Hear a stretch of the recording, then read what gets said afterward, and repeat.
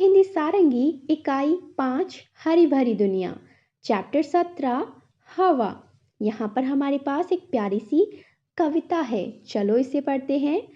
ऊपर नीचे दाएं बाएं हवा चली साए साए, मुन्नी को छेड़ कर चढ़ गई पेड़ पर। ऊपर नीचे दाएं बाएं हवा कैसे चलती है? किसी भी दिशा में चलती है ना। कभी ऊपर से नीचे चलती है, कभी दाएं से बाएं चलती है। और जब हवा चलती है उसमें से कैसी आवाज आती है? साए साए, है ना। आपने कभी तेज हवा में निकल कर देखा है? वो आवाज करती है। फिर क्या होता है? मुन्नी एक लड़की है यहाँ पर, इसको छेड़कर मतलब इससे होते हुए गुजर कर वो हवा पेड़ पर चढ़ गई। फिर हवा क्या कहती है? हाथ नहीं आऊंगी, दूर में उड़ जाऊंगी। हवा कह रही है कि मैं तेरे हाथ नहीं आऊंगी, मतलब हवा को हम पकड़ नहीं सकते हैं, है ना। हवा को कभी आपने हाथ में पकड़ के देखा है? हम नहीं पकड़ सकते हैं, इसलिए वो कह रही है मैं तो कहीं दूर उड़ जाऊंगी, लेकिन तू मुझे पकड़ नहीं पाएगी, मैं तेरे हाथ नहीं आऊंगी। फिर ये बात सुनकर मुन्नी क्या बोली? मुन्नी बोली हंस कर, हवा रानी बस कर। ये सुनकर मुन्नी हंसने लगी और बोला, हवा रानी अब बस कर, ज्यादा मत बोल। पकड़ तुझे मैं लाऊंगी, फुग्गे में ले जाऊंगी।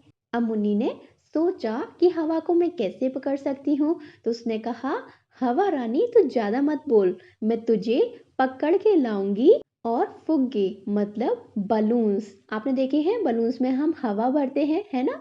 तो मुन्नी कह रही है मैं तुझे बलून में एक फुग्गे में भरकर ले जाऊंगी।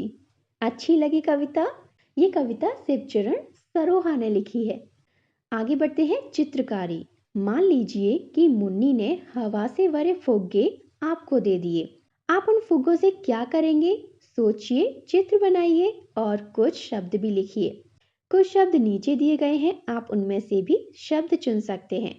अब मुन्नी ने हमें जो फुग्गे दिए हैं हम उसका क्या कर सकते हैं? हम सब मिलके उससे खेल सकते हैं, है ना। इसी के साथ हम उन फुग्गों पे फेसेस बना सकते हैं, बहुत सारे चेहरे बना सकते हैं, है ना। फुग्गों पर ड्रॉ कर देते हैं ना, फिर उससे करेक्टर प्ले कर सकते हैं और एक ड्रामा कर सकते हैं, है ना। इसी के साथ हम एक फुग्गे से कैच कैच भी खेल सकते हैं, है ना। और हम उन्हें बर्स्ट भी कर सकते हैं, फोड़ भी सकते हैं, है ना। और क्या कर सकते हैं? आप यहाँ पर उससे रिलेटेड चित्र बना सकते हो।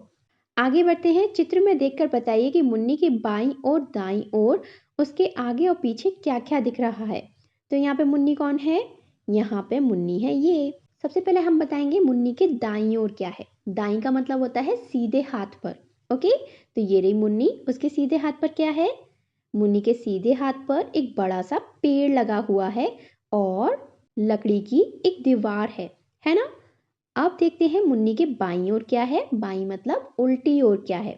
तो मुन्नी के बाईं ओर पेड़ पर एक झूला लगा हुआ है और एक सीसॉ लगा हुआ है। अब देखते हैं मुन्नी के आगे क्या है। तो मुन्नी के आगे उसके दादा दादी बैठे हुए हैं, है ना। और उसके छोटे भाई बहन खेल रहे हैं। उसी के साथ मुन्नी के आगे एक तालाब दिख रहा है ना। अब देखते हैं मुन्नी के पीछे क्या है। तो मुन्नी के पीछे कुछ गुलाब के फूल के गमले रखे हुए हैं, है ना। और उसके पीछे उसका एक बड़ा सा घर बना हुआ है। ये कंप्लीट हो गया। आगे बढ़ते हैं। भूल भुलैया। घोड़े को जंगल तक पहुंचाइए। ये घोड़ा केवल ओ के रास्ते पर ही चलता है और अन्य अक्षरों पर रुक जाता है। तो चलो इसमें ओ को ढूंढते हैं। इसके लिए हमें सबसे पहले इन सबको पढ़ना पड़ेगा, है ना। और उसमें से ओ साउंड को अलग करना पड़ेगा, या फिर हमें उस पर कोई मार्क बना देना है, जैसे हम गोला बना सकते हैं और उस पर कट्टस बना सकते हैं। ओके, चलो शुरू करते हैं। ओ, औ, ओ, क, औ, ज, औ, ओ, औ, ट, औ, प, ओ, स, म, औ, र, ल, छ, ओ, औ, ठ, न, अ। ब, औ, ओ, क, छ, थ, ग, व, च, ओ, ओ। तो हमने इस तरीके से ओ की ध्वनि को पहचान कर एक घोड़े को उसके घर तक पहुंचा दिया। अब ये चैप्टर यहाँ पर खत्म होता है। अगर आपको वीडियो अच्छा लगा हो तो वीडियो को लाइक करो और चैनल को सब्सक्राइब कर दो। मैं आपसे अगले वीडियो में मिलूंगी। तब तक के लिए अपना ख्याल रखो, खुश रहो। Bye bye.